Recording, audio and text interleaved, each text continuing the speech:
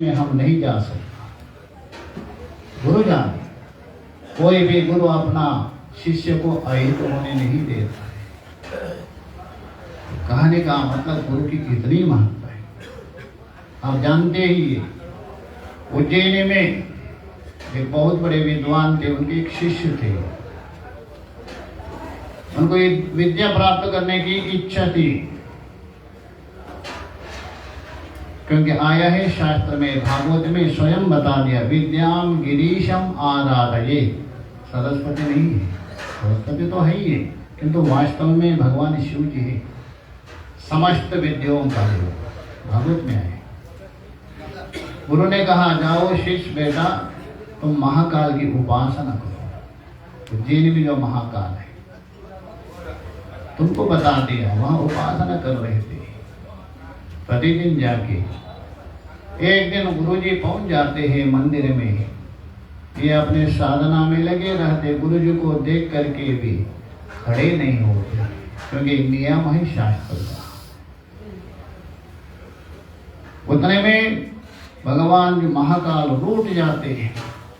अरे जिस विद्या के लिए आप उपासना कर रहे, जिसने आपको निर्देश दिया, उनकी उपेक्षा कर रहे, शाप दिया, जाओ तुम चांडाल बन जाओ। शाप दिए भगवान महाकाल। अभी गुरु जी ने वहां भगवान की स्तुति की, आप लोग पाठ प्रतिदिन करते, नमामि शमीशान निर्माण स्तुति किया गुरु जी ने। शंकर जी की बहुत प्रसिद्ध, तुलसी रामायण में उसका संकेत दिया है। तो शंकर भगवान प्रसन्न हो गए, तो आपने मेरी स्तुति तो की है, क्या चाहिए? भगवान मेरे शिष्य ने तो इतना बड़ा अपराध तो नहीं किया, आपने इतना बड़ा शाप दे दिया। भगवान ने कहा, देखो मेरे प्रति जो अपराध कर सकता तो मैं क्षमा कर सकता था, किंतु गुरु के प्रति जो अपराध किया वो मैं क्षमा नहीं कर सकता, इसलिए मैंने शाप दिया। तो गुरु ने प्रार्थना किया, भगवान शाप तो दे दिया, कोई ना कोई इनको मार्गदर्शन दिखा। उन्होंने कहा, ठीक है, हमने शाप तो दे दिया चांडाल योनि में, किंतु ऐसे विद्वान हो, बड़े विद्वान, वशिष्ठ जैसा बड़े बड़े ऋषि भी इनके पास आके विद्या ग्रहण, ज्ञान ग्रहण, वही काकभूषुंडी बनी शाप के बाद। काकभूषुंडी रामायण भी एक। तो कहने का मतलब गुरु का इतना महत्व है, इतना महत्व है। महाभारत में भी प्रकरण आता है, शरशैया में भीष्म पितामह जी लेटे हैं। पांडव लोग वहां जाते थे दर्शन करने के लिए। युधिष्ठिर ने प्रश्न किया, भगवान इस संसार में एक से बढ़कर एक पूजनीय है, एक से एक बढ़कर वंदनीय है, आपके मत में सबसे श्रेष्ठ कौन है?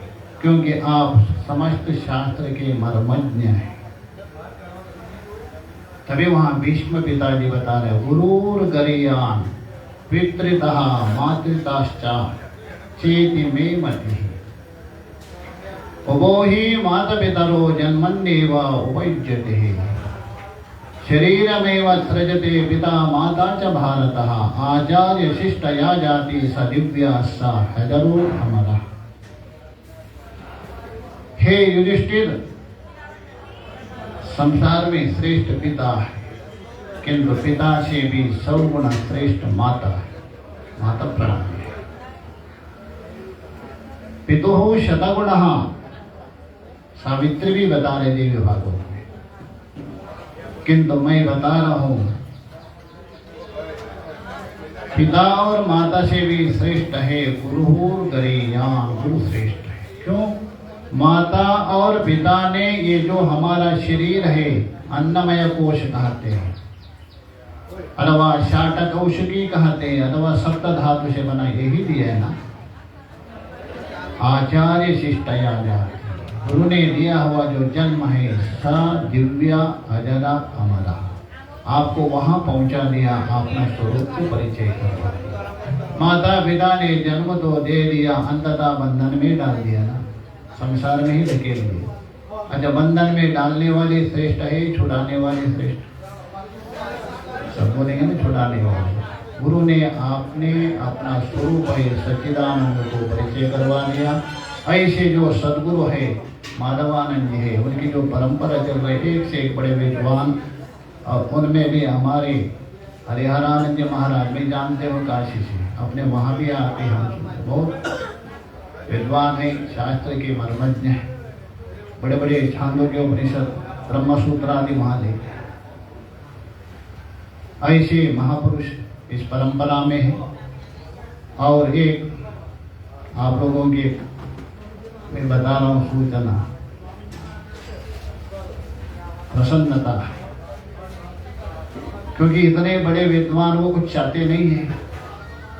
और हम लोगों ने एक निर्णय किया, कल ही मीटिंग में पूजा महाराज भी थे, 19 तारीख फरवरी, यदि भी महात्मा कुछ चाहते हैं तो भी उनको भी हम लोगों ने सब निर्णय किया, इतना बड़े विद्वान है, उनको होना चाहिए। यह मंडलेश्वर बनाने के विचार हुआ है, आप लोगों की जो राय तो हम सागर के जो है ना 19 उसमें विचार हुआ, हमारे जो आचार्य विद्यानंद महाराज सभी ने एक सम्मत से स्वीकार किया है। तो ये हमारा विचार है, बाकी आप लोगों का होना भी चाहिए, महात्मा को कोई आवश्यकता नहीं, इसलिए ये भी एक सूचना देता। और पूज्य माधवानंद जी महाराज ने जो मार्गदर्शन दिया है, जिस परंपरा में जाते हुए अपना लक्ष्य को प्राप्त किया है, वैसे ही हम लोग भी उसी मार्ग में जाते हुए हमारा लक्ष्य को हम प्राप्त करें। भगवान और सद्गुरु हमें सामर्थ्य दे, हमारे अंतःकरण में रहने वाला अज्ञान हटाते हुए सच्चिदानंद स्वरूप को प्रकट करने की सामर्थ्य दे। इतना कहते हुए मेरे वाणी को विराम देता हूँ। ओम शांति। સ્વામીજીના ચરણોમાં પ્રણામ વંદન। ખૂબ જ આનંદ અને ઉત્સાહ અને હર્ષના સમાચાર સ્વામીજી આપણને આવ્યા। અમારી આ કર્મભૂમિ બરાબર, અને આ અમારી આ કંથારિયાની ભૂમિ પાવન થઈ, ધન્યતા અનુભવીએ છીએ। હવે અત્રેની સંસ્થાના સંસ્થાપક પરમ આદરણીય વંદનીય પૂજનીય અર્ચનીય સ્વામી શ્રીમદ સ્વામી હરિહરાનંદ સાગરજી મહારાજના ચરણોમાં વંદન પ્રણામ સહ તેઓને વિનંતી કરીએ કે તેઓ સ્વામી શ્રી માધવાનંદ સ્વામીજીના મહારાજના ચરણોમાં પોતાના શબ્દરૂપી શ્રદ્ધાંજલિ અર્પણ કરે। સ્વામી શ્રી હરિહરાનંદ સાગરજી મહારાજ।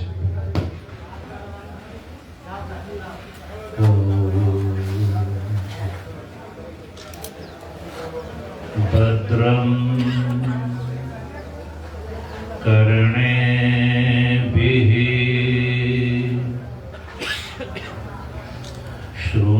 શૃણુયામ દેવાઃ ભદ્રમ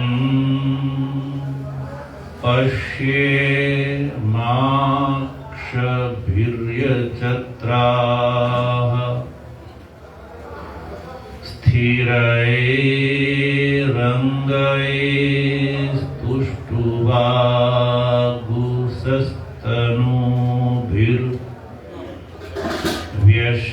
स्थिरैरङ्गैस्तुष्टुवागुंसस्तनूभिर्व्यशेम देवहितं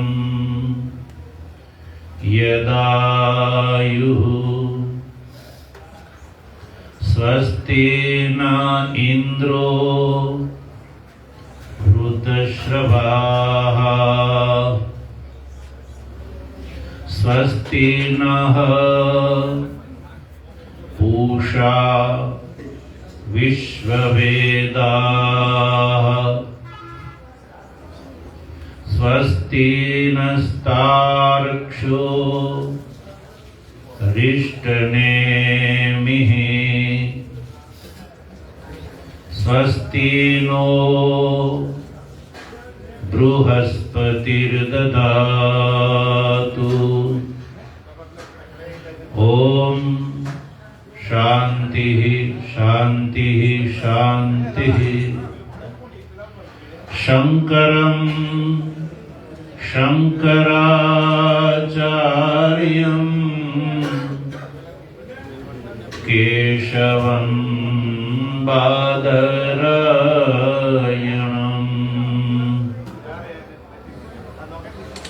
सूत्रभाष्य कृतौ वन्दे भगवन्तौ पुनः पुनः ईश्वरो गुरुरात्मेति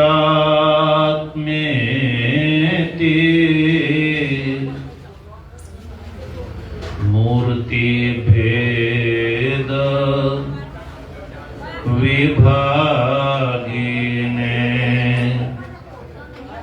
व्योमवद् व्याप्तदेहाय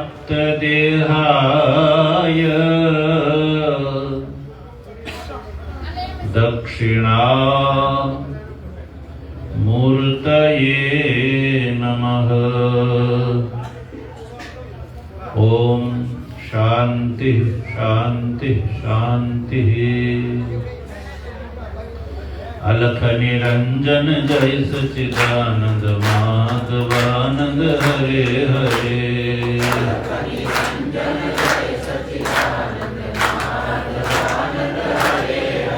हे अलख निरंजन जय सच्चिदानंद माधवानंद हरे हरे।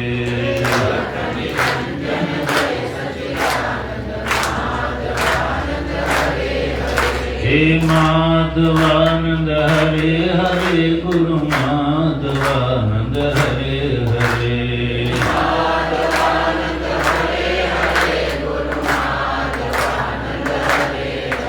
हे माधवानंद हरे हरे गुरु अखंड आनंद हरे हरे।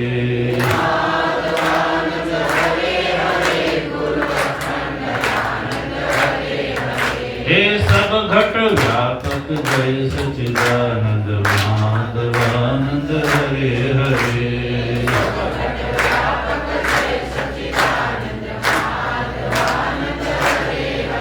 हे घट घट व्यापक जय सच्चिदानंद माधवानंद हरे हरे।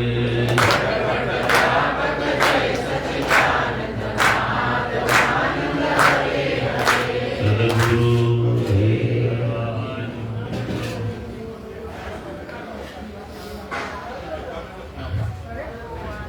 परम श्रद्धेय पूज्यपाद આપણી આ પરંપરાના આદ્ય સંસ્થાપક श्रीमद परमहंस परिव्राजकाचार्य श्रोत्रिय ब्रह्मनिष्ठ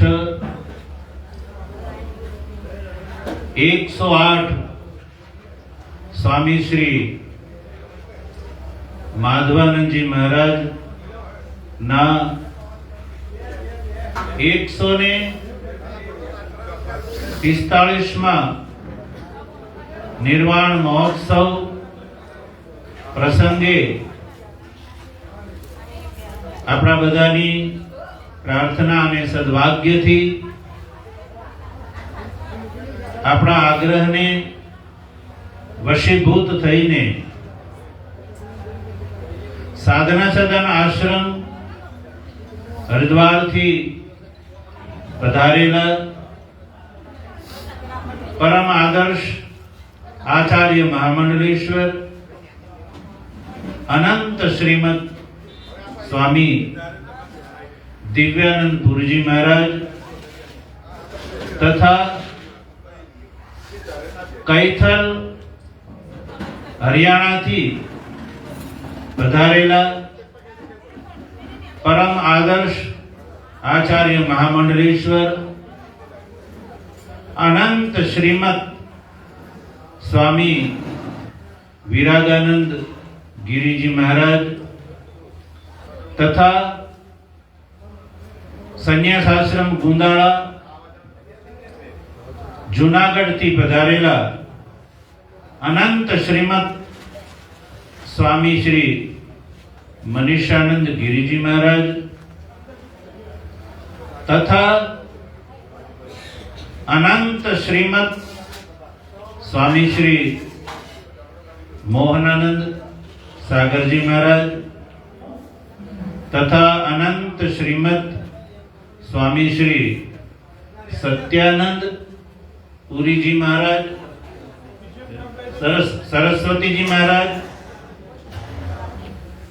तथा शास्त्री जी, अमृतानंद जी तथा आप सौ स्वामी जी महाराज श्री ना चरणों पासक सेवको सर्वे आज अपने स्वामी जी महाराज ना 145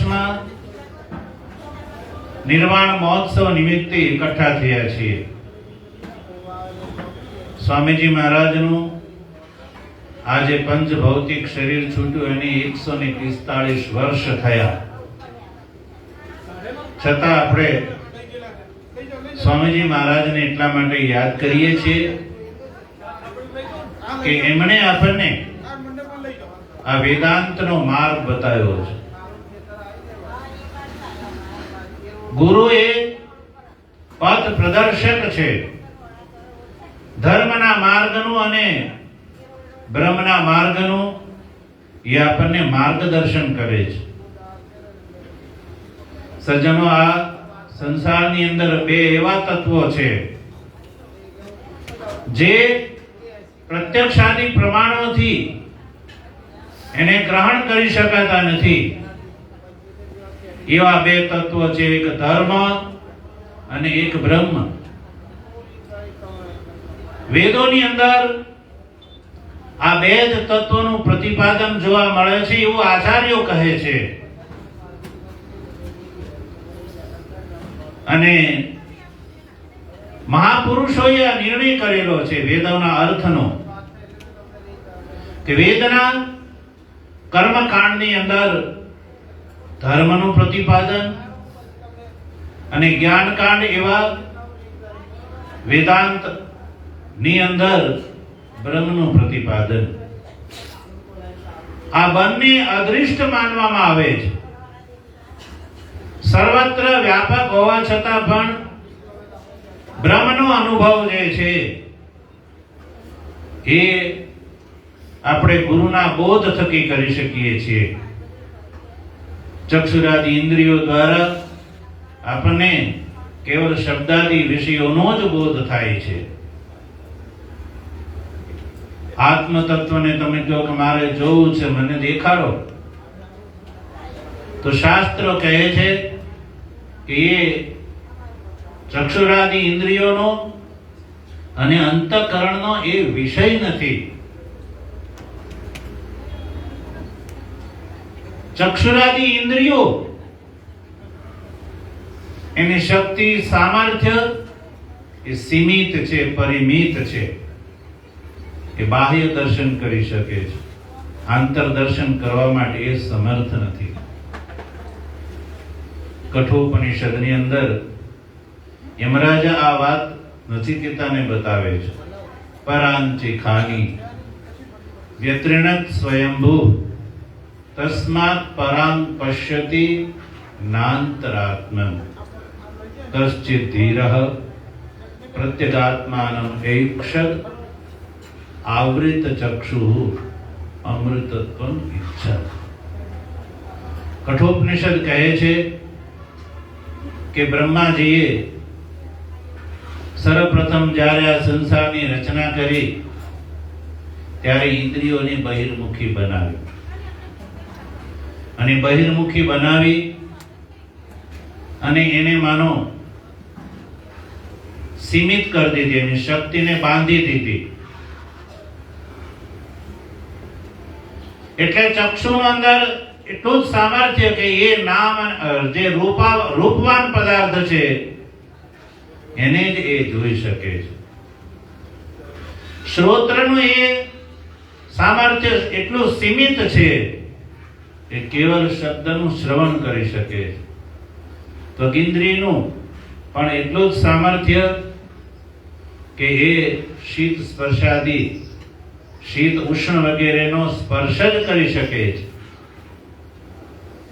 रसनानुं ए सीमित सामर्थ्य छे के कटु कषाय आदि जे रस छे एनुं ए आस्वादन मात्र करी शके छे।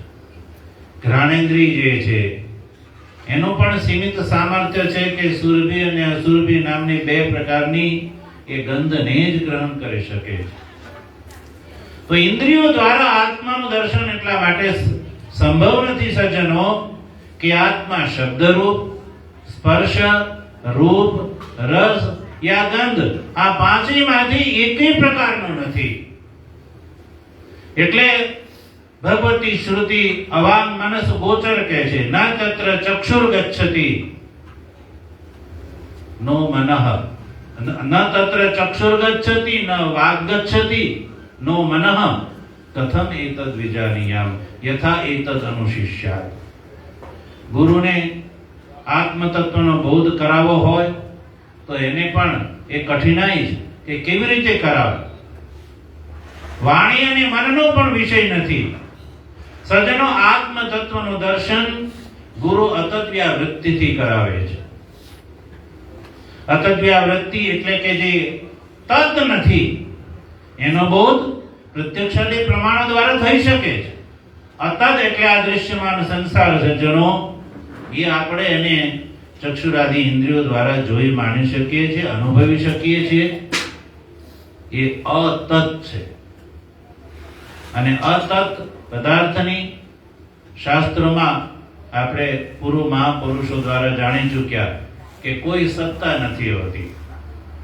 આપણે ભલે આ સંસાર દેખાતો હોય, આપણે ભલે આ સંસારની અંદર સુખ દુઃખાદી, રાગ દ્વેષાદી, કામાદી દોષોનો અનુભવ થતો હોય, પણ શાસ્ત્ર પ્રમાણનો જો વિચાર કરો તો તમને એ નિશ્ચિત થશે કે સંસારની ક્યાંય સત્તા નથી. પરમાત્મા સિવાય આ સંસારની અંદર કોઈ પદાર્થની સત્તા નથી.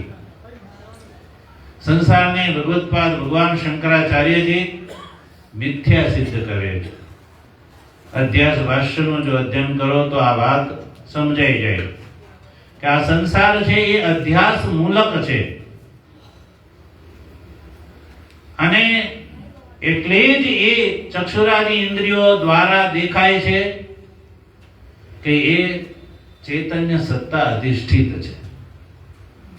જેમ સજ્જનો ભ્રાંતિજન્ય આપણને સર્પ દેખાય છે, તો એ ભ્રાંતિજન્ય સર્પની કોઈ સત્તા નથી હોતી, પણ એને પ્રતીતિ થવા માટે રજ્જુનું અધિષ્ઠાન હોવું એ બહુ જરૂરી છે. સર્પની સત્તા રજ્જુની સત્તાથી ભિન્ન નથી. એવી જ રીતે આ સંપૂર્ણ દૃશ્યમાન જે સંસાર છે એની પણ બ્રહ્મની સત્તાથી કોઈ અતિરિક્ત સત્તા નથી. છતાં પણ આપણને દેખાય છે, પણ શાસ્ત્ર પ્રમાણ જે છે એ પ્રત્યક્ષાદી પ્રમાણ કરતા પણ બળવાન પ્રમાણ છે. સ્વતઃ પ્રમાણ છે શાસ્ત્ર. એટલે શાસ્ત્રજ્ઞ જે મહાપુરુષો જે છે એ જ સજ્જનો આત્મ તત્વનો બોધ કરાવી શકે છે. અને આવા જ મહાપુરુષો સંસારની અંદર ગુરુ રૂપે પ્રતિષ્ઠિત થાય છે. કારણ કે જેને સ્વયં શાસ્ત્રની અંદર પહોંચ ન હોય, શાસ્ત્રના અર્થનો જે છે કોઈ બોધ ન હોય, સજ્જનો એવા ગુરુ રૂપે સ્થાપિત થઈ જતા હોય છે, પણ એ લોકોનું કોઈ કલ્યાણ કરી શકતા નથી. સત્તા તો અન્ય કોઈ પણ પ્રકારથી પ્રાપ્ત થઈ શકે છે, અને સત્તાની કોઈ સત્તા પણ નથી હોતી. સત્તા જે છે એ એકમાત્ર પરમાત્માની જ સત્તા છે. અને આ સંસાર ઉપર એકમાત્ર પરમાત્માનું જ ચાલે છે. પરમાત્મા જે છે એ આ સંસારનું સામાન્ય કારણ છે, એ સર્વની અંદર રહેલું છે.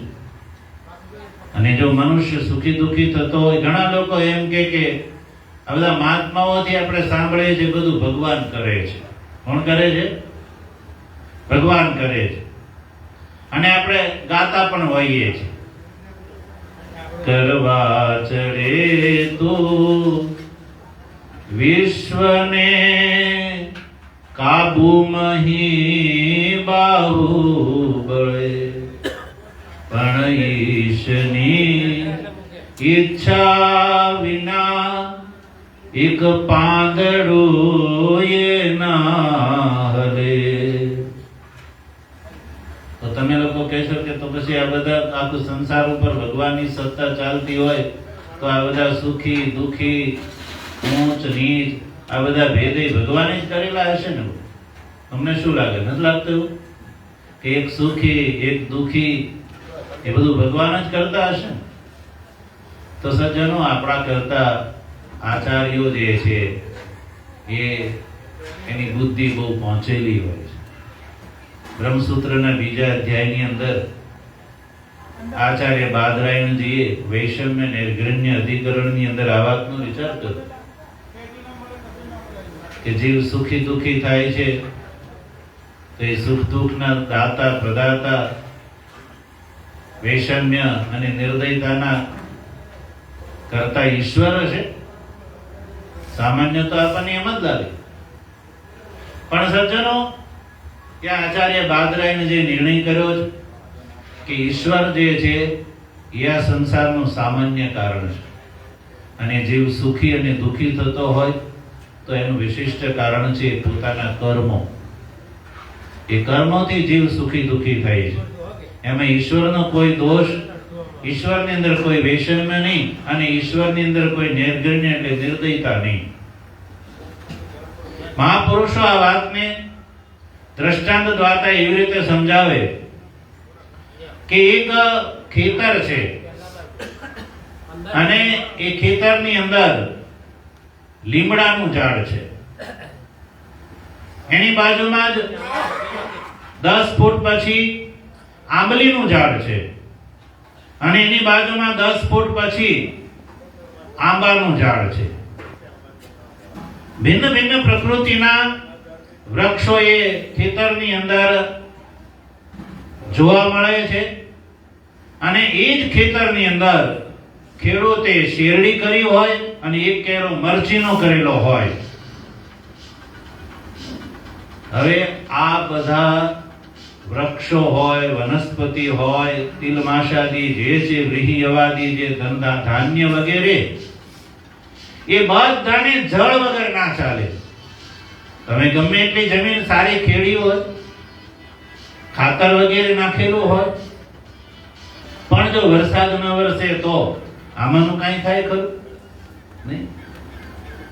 અને માનો કે તમે કૂવામાંથી જળ કાઢ્યું, તો કૂવામાંથી જે નીકળતો જળ છે, જે નાલી દ્વારા જે કેદારની અંદર જે છે ફેલાતું હોય છે, તો એ જળ છે એને જો તમે ચાખશો તો એ ખાટું નહીં, કડવું નહીં, ખારું નહીં, ગળું નહીં, તીખું નહીં.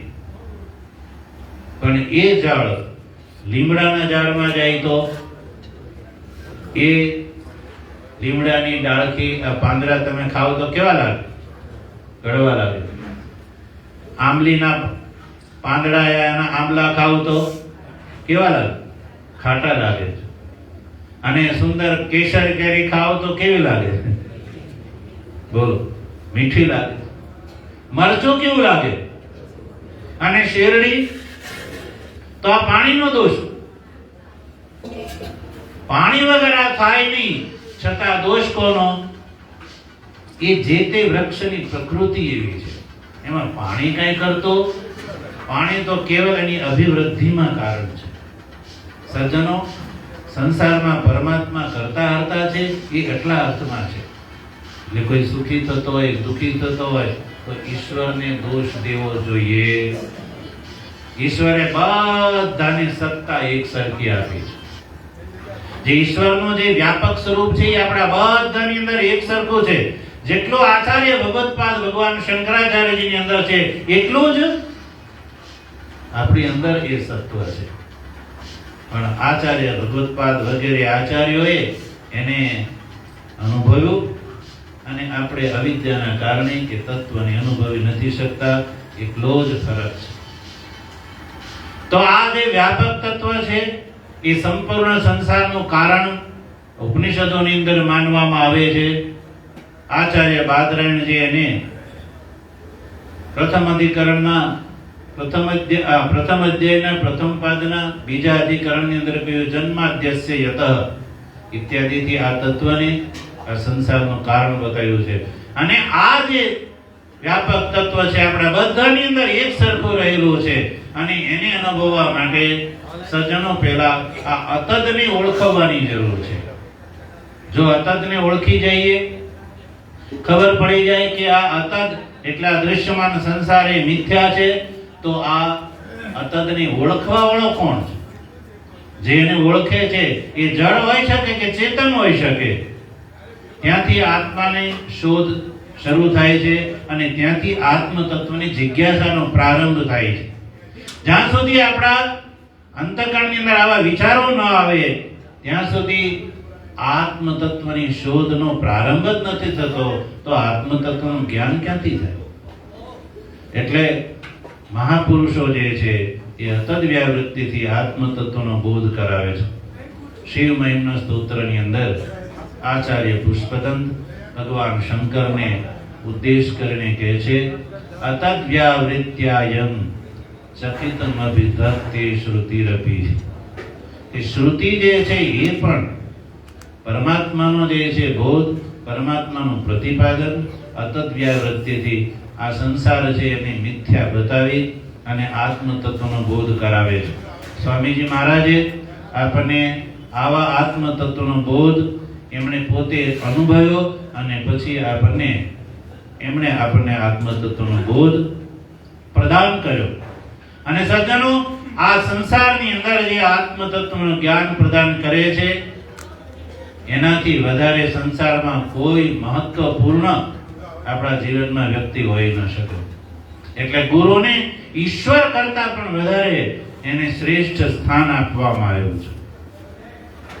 ઈશ્વર આપણને બંધનમાં નાખે છે, જ્યારે ગુરુ એ આપણને બંધનથી છોડાવે છે. ઈશ્વરે આપણને આ મનુષ્ય શરીર પ્રદાન કર્યું અને મનુષ્ય શરીર પ્રદાન કર્યું. મનુષ્ય શરીર જે છે એ આ બંધનમાંથી છૂટવાનો દરવાજો માનવામાં આવે છે. અને એ છૂટવા માટે આ મનુષ્ય શરીર આપણને પ્રાપ્ત થયું છે, પણ એમાંથી આપણે ત્યારે જ બંધનથી છૂટી શકીએ જ્યારે આપણે શ્રોત્રી બ્રહ્મનિષ્ઠ મહાપુરુષનું શરણ ગ્રહણ કરીએ તો. સ્વામીજી મહારાજ શ્રોત્રી બ્રહ્મનિષ્ઠ પરમહંસ અને પરિવ્રાજકાચાર્ય એવા મહાન ભગવત સ્વરૂપ હતા. શ્રોત્રી એને કહેવામાં આવે સજ્જનો જેને શાસ્ત્રનું અધ્યયન કર્યું, અને બ્રહ્મનિષ્ઠ એને કહેવામાં આવે શાસ્ત્રના અર્થની અંદર જેની નિષ્ઠા હોય. જેમ અને એ નિષ્ઠાનું સ્વરૂપ કેવું એ બતાવું. તમે કઈ જગ્યાએ જતા હો ને તમારો મિત્ર તમને મળી જાય અને એની સાથે એક બીજો વ્યક્તિ હોય જેને તમે ઓળખતા ન હો. હવે જે ઓળખતા હોય એની સાથે તો તમે હાથ મિલાવો અને જય સચ્ચિદાનંદ જે કયો એવું કયો, પણ પછી એની બાજુવાળી વ્યક્તિ એનો તમે ચહેરો મોહરો આ બધું જોઈ શકો છો. એને કેવા કપડા પહેર્યા છે એ પણ બધું જોઈ શકો છો, પણ એ વ્યક્તિનું નામ એ ક્યાંનો છે, એની અંદર શું વિશિષ્ટ ગુણ છે એ તો એ બીજો વ્યક્તિની ઓળખાણ કરાવે તો જ આપણને એનો બોધ થાય છે. અન્યથા થતો આંખથી વ્યક્તિ દેખાય છે છતાં એ દેખાય એટલી જ એની સાચી ઓળખાણ નથી. પણ જ્યારે બાજુવાળો તમારો મિત્ર તમને એનો બોધ કરાવે ત્યારે જ એની સાચી ઓળખાણ થાય છે. સજ્જનો શાસ્ત્ર તો કહે છે આત્મા પ્રત્યક્ષ છે. શ્રુતિ કહે છે યત સાક્ષાત અપરોક્ષાદ બ્રહ્મ વિજ્ઞાનમ આનંદમ બ્રહ્મ સત્યમ જ્ઞાનમ અનંતમ બ્રહ્મ ઇત્યાદિ શ્રુતિ વાક્યો કહે છે કે આ સંસારની અંદર પ્રત્યક્ષ પણ આત્મા જ છે. વેદાંત પરિભાષાકારે તો આ પ્રક્રિયાથી બતાવ્યું કે ત્રણ ચૈતન્ય જ્યારે એકઠા થાય છે ત્યારે જ આપણે ઘટપટાદીનું દર્શન થાય છે, અન્યથા નહીં. એટલે પ્રત્યક્ષ તો આત્મા જ છે, પણ આપણે એ આત્માને આત્મા રૂપથી નથી ઓળખતા, એને આપણે ઘટપટાદી રૂપથી ઓળખીએ છીએ. અને મહાપુરુષો આપણને એ ઘટપટાદી નિત્ય છે, મિથ્યા છે એવું બતાવી અને જે અતદ આત્મા છે એનો બોધ કરાવે છે. અને એને જ સજ્જનો આચાર્ય કહેવામાં આવે છે. આચાર્યના લક્ષણો મહાપુરુષે જ્યાં કહ્યા છે ત્યાં આ જ વાત જોવા મળે છે. આચિનોતિ ચ શાસ્ત્રાણી આચાર્ય સ્થાપ્યત્યપિ સ્વયં હ્યાચરતે યસ્માદ આચાર્ય ઇતિ કથ્યતે. અને આચાર્ય કહેવામાં આવે છે શાસ્ત્રનું આચરણ કરે, પોતે એની અંદર નિષ્ઠ રહે અને અનુયાયી વર્ગને એની અંદર નિષ્ઠા કરાવડાવે. શાસ્ત્રના અર્થની અંદર, ધર્મની અંદર અને બ્રહ્મની અંદર નિષ્ઠા કરાવડાવે એને આચાર્ય કહેવામાં આવે છે. કે જેની પાસે જઈ અને લોકો પોતાની ગુથ્થીઓ સુલઝાવે, જન્મ મરણના જે ગાંઠ છે એનાથી જે છૂટવાનો જે ઉપાય બતાવે એને આચાર્ય કહેવામાં આવે છે. આચાર્યની અંદર રીગતો ધાતુ છે કે જ્યાં જવાથી આપણું સમાધાન થાય એને ગુરુ કહેવામાં આવે છે, આચાર્ય કહેવામાં આવે છે. અને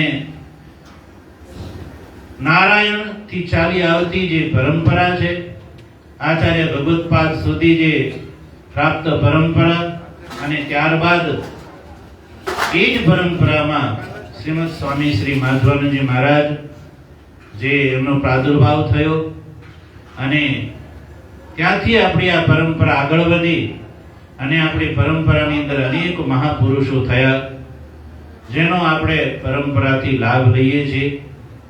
અને આ પરંપરા જે છે એ અક્ષુણ છે, કારણ કે એનું મૂળ નારાયણ છે અને એટલી જ એ અક્ષુણ છે જેનું કારણ જે છે અનિત્ય હોય તો કાર્ય પણ અનિત્ય હોય. પણ સજ્જનો, પરંપરા જે છે એ નારાયણ એનું મૂળ છે અને માધવાનંદ સ્વામીજી મહારાજ સુધી આ પરંપરા આવી. અને ત્યારબાદ સ્વામી શ્રી બ્રહ્મલીન આપણા સદગુરુદેવ એમણે આપણી આ પરંપરાનો બહુ વિકાસ કર્યો. સ્વામી શ્રી માધવાનંદજી મહારાજની 100મી નિર્વાણ તિથિ એમણે ધર્મજ ગામમાં જ્યારે ઉજવી, એ પહેલા જો જૂના સેવકોથી આપણે જોઈએ તો તિથિમાં કઈ બહુ જાજા લોકો ભેગા થતા નહીં. જે પારંપરિક નિષ્ઠાવાળા હતા એ જ આવતા તિથિમાં. પણ 80માં સ્વામીજી મહારાજે સમગ્ર ગુજરાતની અંદર પોતે સ્વયં પરિભ્રમણ કરી અને શતાબ્દી મહોત્સવ ઉજવ્યો ધર્મજ ગામની અંદર. પછી આપણી આ પરંપરાને લોકો જાણતા થયા અને અનેક લોકોને સ્વામીજી મહારાજે આ પરંપરાની અંદર જોડ્યા અને અનેકો નવા આશ્રમોની સ્થાપના કરી. મહાપુરુષો નિર્માણ કરે છે. મહાપુરુષોનું કાર્ય છે એ નિર્માણ કરવાનું છે. અને જે નિર્માણ કરેલી સજ્જનો એને જ મહાપુરુષો કહેવાય છે. એ જ આપણા માટે સેવ્ય ગણાય છે. કે કેવળ સ્થાનાપન્ન થઈ જવાથી કોઈ આપણા માટે સેવ્ય બની જતો નથી, પણ જે મનુષ્યના જીવનનું ઉન્નતિ અને કલ્યાણ માટે જે સદા તત્પર રહે છે એને જ આપણે આદરથી પૂજીએ છીએ. બ્રહ્મલીન સ્વામીજી મહારાજે અવિરત આ પરંપરાને ઉન્નતિ માટે અંતિમ શ્વાસ સુધી એમણે આ પરંપરાનું હિત કર્યું, ચિંતન કર્યું અને આપણને દિવ્ય આત્મ તત્વના બોધથી આપ્લાવિત કર્યા. અને એટલે જ આપણે બધા મહાપુરુષોની તિથિ આપણે અહીંયા ઉજવીએ છીએ. સ્વામીજી મહારાજના સંકલ્પથી જ આ આશ્રમનું નિર્માણ થયું અને એ સ્વામીજી મહારાજની ઈચ્છા હતી. સ્વામીજી મહારાજ ચાહતા હતા કે અહીંયા આશ્રમ બને અને ચરોતરના આજુબાજુના સેવકો બધા આવીને લાભ લે, પૂર્ણિમાએ એકઠા થાય અને અન્ય સેવકો આવી અને આ વટવૃક્ષની છાયામાં વિશ્રામ કરી શકે, પોતાના સંસારનો જે ભાર છે એને દૂર કરી શકે. મહાપુરુષો જે છે એ વટવૃક્ષ વાવે છે એ વિચાર નથી કરતા કે હું એની અંદર હું એની નીચે હું રહી અને આરામ કરી શકીશ કે નહીં.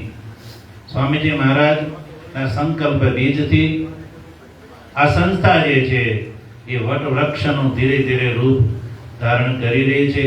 એમાં સ્વામીજી મહારાજનો સંકલ્પ છે, આપણે બધા એમાં નિમિત્ત છીએ. અને આ આશ્રમ સ્વામીજી મહારાજની પરંપરાનો આશ્રમ છે. માધવાનંદ સ્વામીજી મહારાજની પરંપરાનો આશ્રમ છે, મારો નથી. ઘણીવાર હું કહું છું, મારું નામ આ સંસ્થા સાથે જોડવાનું છે જ નહીં. પણ અમુક લોકોનો એવો આગ્રહ છે અને એ આગ્રહથી એટલે જ સેવકોને આનાથી દૂર રાખે છે. પણ મારી આપ સૌને નમ્ર સૂચન છે, આ સંસ્થા સ્વામીજી મહારાજની છે અને અમે સ્વામીજી મહારાજના સેવક છીએ, એમના શરણે આવ્યા છીએ. અમારું કર્તવ્ય છે સ્વામીજી મહારાજની સેવા કરવી અને એ અમે કરી જઈએ છીએ. જે લોકો આવે એને આ લાભ મળે છે અને અગ્નિની આગળ જે નજીક જાય ને એને ઠંડી ઉડે છે અને દૂર રહ્યો અગ્નિને દોષ દે કે મારી તો ઠંડી ઉડતી નથી, એમાં અગ્નિનો કોઈ દોષ નથી. એટલે આપણો આ ગામ, આ આશ્રમ, અહીંયા આવતા સેવકો એ બધા સ્વામીજી મહારાજની પરંપરામાં જોડાયેલા છે. એને જુદી પાડવાનો પ્રયત્ન આપણે કરવો જોઈએ નહીં. આ વિષયમાં જે થયું, સ્વામીજી મહારાજ સર્વને સંમતિ અને સુમતિ પ્રદાન કરે અને સ્વામીજી મહારાજની પરંપરા જે છે એનાથી બધા સમગ્ર માનવ સમાજ એનાથી લાભાન્વિત થાય. એ જ સ્વામીજી મહારાજના ચરણોમાં આપણે પ્રાર્થના કરીએ. અને આ જે સ્વામીજી મહારાજની સંસ્થા છે અને આ સંસ્થા કોઈ સંસ્થાથી જુદી નથી. આપણે ગમે ત્યાં જઈએ, જે પણ સ્વામીજી મહારાજ દ્વારા પ્રસ્થાપિત પરંપરામાં જઈ અને આપણે સેવા કરીએ, એનો લાભ લઈએ. અને સ્વામીજી મહારાજે આપણે જે ઉપદેશ આપ્યો છે, જે આ માર્ગ જે છે એ આપણે બતાવ્યો છે, એ માર્ગ ઉપર આપણે ચાલતા રહીએ. એ જ આપણું કર્તવ્ય છે. સ્વામીજી મહારાજની પરંપરા વધારે ને વધારે ઉત્કૃષ્ટ ઉત્તરોત્તર અભિવૃદ્ધિને પ્રાપ્ત થાય. અનેકો લોકો અને આપણી આગળની પેઢી પણ આ પરંપરાથી લાભાન્વિત થાય, એ જ આપણો પ્રયત્ન હોવો જોઈએ. કોઈ મારો જ ચાલે કે તારો જ ચાલે એ ભાવના આપણે દૂર કરશું તો જ સાચા અર્થમાં સ્વામીજી મહારાજ શ્રીજીની સેવા કરી ગણાશે. અને તો જ આપણે આ નિર્વાણ મહોત્સવ ઉજવા તો જ એ સાર્થક ગણાશે. નહીં તો આપણે સ્વામીજી મહારાજના બે પગને જુદા કરીશું તો એ સ્વામીજી મહારાજને જ એ કષ્ટ થવાનું છે. એટલે આ વાત સર્વએ સમજવાની જરૂર છે. તો સ્વામીજી મહારાજે આપણને અદ્વૈતનો બોધ આપ્યો છે, દ્વૈતનો નહીં. દ્વૈત હોય ત્યાં દુઃખ હોય છે, ભય હોય છે. શ્રુતિ બતાવે છે દ્વિતીયા દ્વે ભયમ ભવતિ. દ્વિતીય આપણાથી પોતે આ જુદો છે, મારાથી આ જુદો છે, એ જે દ્વૈતનો વ્યવહાર છે એ જ જીવને દુઃખમાં નાખવા વાળો છે. એટલે વેદાંત શાસ્ત્ર આપને અદ્વૈતનો બોધ કરાવે છે. હું બધાની અંદર છું, બધા મારી અંદર છે.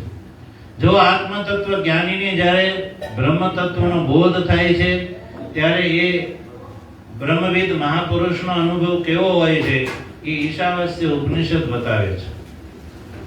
યસ્મિન સર્વાણી ભૂતાની આત્મની એવ અનુપશ્યતિ સર્વભૂતેષુ ચાત્માનં તતો ન વિજુગુપ્સતે. આવો મહાપુરુષોનો અનુભવ હોય છે. સ્વામીજી મહારાજ આ અનુભવને પ્રાપ્ત થયેલા હતા. એમનું શરીર આજના દિવસે 145 વર્ષ પહેલા છૂટ્યું હતું. યદ્યપિ એનું શરીર તો જ્યારે જ્ઞાન થયું ત્યારે જ છૂટી ગયું હતું. ત્યારે જ શરીરની અંદરથી નિષ્ઠાનો એનો ત્યાગ થઈ ગયો હતો કે આ શરીર હું નહીં, શરીર મારું નહીં, હું બ્રહ્મ સ્વરૂપ છું એવો અનુભવ થઈ જાય છે. ત્યારે શરીરની અંદર નિષ્ઠા રહેતી નથી. છતાં પ્રારબ્ધ યોગથી આ શરીર જે છે જ્યાં સુધી પ્રારબ્ધનો ભેગ હોય ત્યાં સુધી રહે છે. અને સ્વામીજી મહારાજ જે ગુરુ ગીતામાં ચિદાનંદજી મહારાજે જે લખ્યા પ્રમાણે મેં જ્યાં સુધી ગણતરી કરી ત્યાં સુધી આ સંસારમાં કદાચ 85 થી 90 વર્ષ સુધી રહેલા હશે.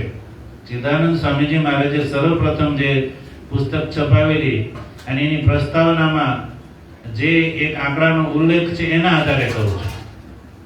તો એ રહ્યા ત્યાં સુધી એમણે સંસારને વેદાંતનો બોધ આપ્યો અને એ પરંપરા આજે પણ એમનો દીપ પ્રગટાવેલો દીપ જે છે એ એના પ્રકાશથી આપણે આપણા જીવનને પ્રકાશિત કરી રહ્યા છીએ. એ દીપ પ્રજ્વલિત રહે એ માટે આપણે એની અંદર સ્નેહ જે છે એ ભરતા રહીએ અને આપણી આ પરંપરાના સહભાગી આપણે પોતે થઈએ, લાભાન્વિત આપણે પોતે થઈએ.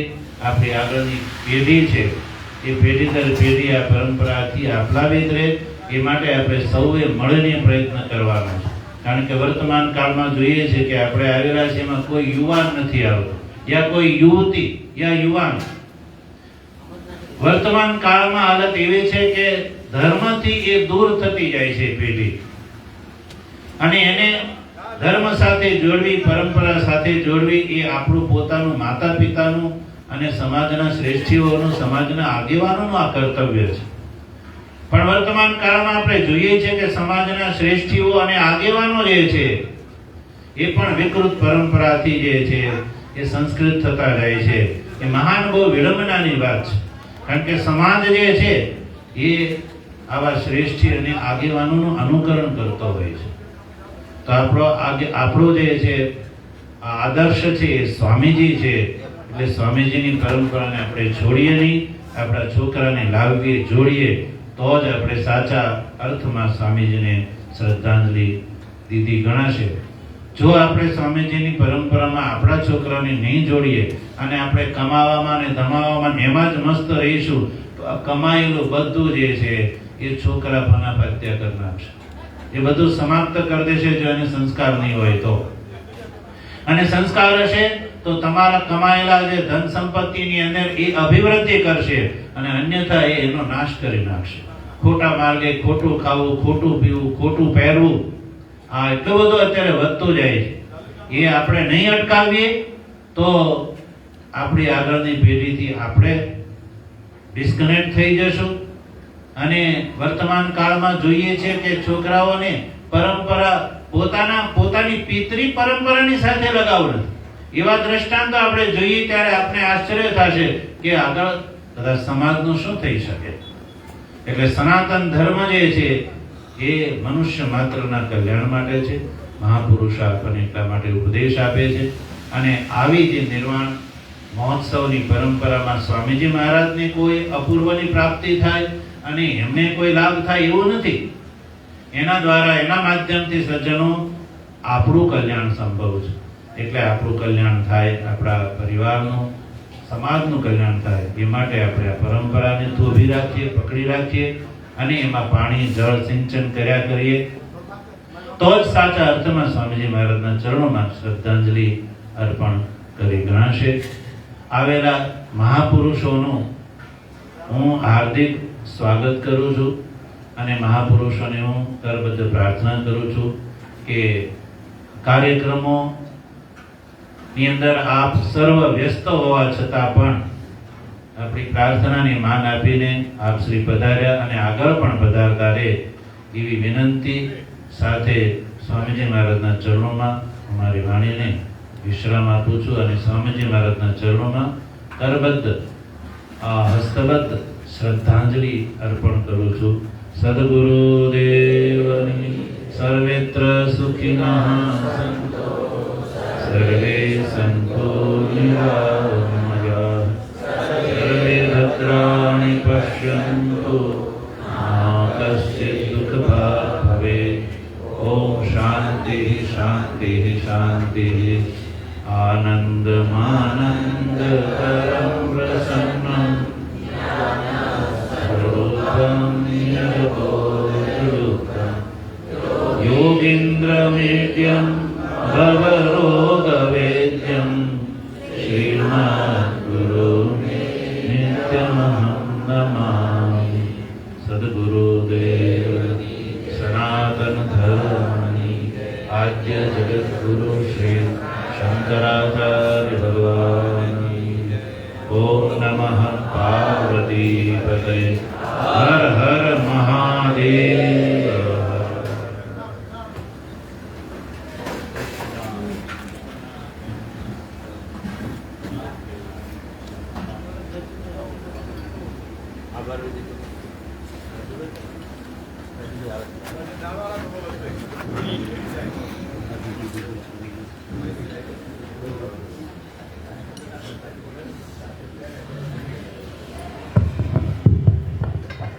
सद्गुरुदेवनी जय। नौमि श्रीमाधवानन्दं सच्चिदानन्दविग्रहं यस्य क्षणप्रसादेन तीर्णोऽहं भवसागरम्। ॐ सद्गुरुदेवनी जय। शङ्करं शङ्कराचार्यं केशवं बादरायणं सूत्रभाष्य कृतौ वन्दे ब्रह्मानन्द पुनः ईश्वरो गुरुरात्मेति मूर्तिभेदविभागिने व्योमवद्व्याप्तदेहाय दक्षिणामूर्तये नमः। ओम शांति शांति शांति। स्वामी श्री 108 મહાત્મા સ્વામીજી મહારાજની જે નિર્વાણ મહોત્સવ નિમિત્તે બધા આપણે એકત્રિત થયા છીએ। આપણે પ્રસંગ સારી રીતે આપણે ઉત્સવ ઉજવ્યો છે એ બદલ બધા દૂર દૂરથી આપણે આચાર્ય મહાનુભાવો અહીં તો પધાર્યા તથા બીજા આપણે ગુરુભાઈઓ જે દૂર દૂર ગામથી આવેલા છે બધાના સમસ્ત સેવક મંડળ સૌનો આભારી છે। સાથે સાથે એક આપણે અત્યારે એક આપણા માટે ખુશીની વાત છે। हम सब स्वामी श्री आप से हरिद्वार से बता रहे हैं आपने हम आपके एक सदा एक आभारी रहेंगे। जैसे कि आपने हमको एक शुभ समाचार सुनाया है कि हमारे गुरुवर्य को महामलेश्वर प्रदेश से नियुक्त करने जा रहे हैं, तो हम आपके सब अविस्मरणीय आभारी रहेंगे सदाकाल के लिए। तो ये हमारा 145वां जो नारायण जयंती महोत्सव है सो वो हमका आशीर्वाद भी लगाया है हमको आपकी तरफ से। तो हम आपके सबके फिर से खूब खूब आभार है। जय सच्चिदानंद सर्वगुरु स्वामी जी सच्चिदानंद सर्वे। चलो मंत्र बोलिए।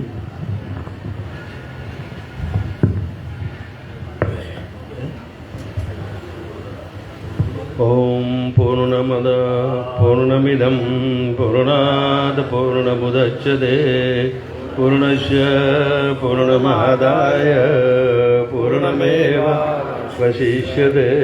ओम शांति शांति शांतिः। शंकराचार्यं केशवं बादरायणं सूत्रभाष्य कृतो वन्दे भगवन्तौ पुनः पुनः ईश्वरो गुरुरात्मेति मूर्तिभेदविभागिने व्योमवद्व्याप्तदेहाय दक्षिणामूर्तये नमः। ओम शांति शांति शांति। હવે પછી મહાવદી આઠમ ચિદાનંદ સ્વામીજીની તિથિ આપણે ઉજવવાની આવશે। હા, મહાવદી આઠમ ચિદાનંદ સ્વામી મહાવદી આઠમ ચિદાનંદ સ્વામી અમારા કિશાભાઈ જેઠાભાઈ પરિવાર તરફથી આપણે અખંડ શિવમ તીર્થ ધામમાં ઉજવવામાં આવશે। તો બધા સેવકોને આજથી છે વધારે આવજો અને બધાને ખાસ આમંત્રણ સંતોને પણ આમંત્રણ કરીએ છીએ કે તે વખતે પણ બધા હાજર રહે અને આવે। ખાસ આવજો, ખાસ બધાને બીજાને લેતા આવજો। આજે સૌને સચ્ચિદાનંદ, કાલે તિથિમાં વહેલા આવજો। સચ્ચિદાનંદ સદગુરુ દેવ કી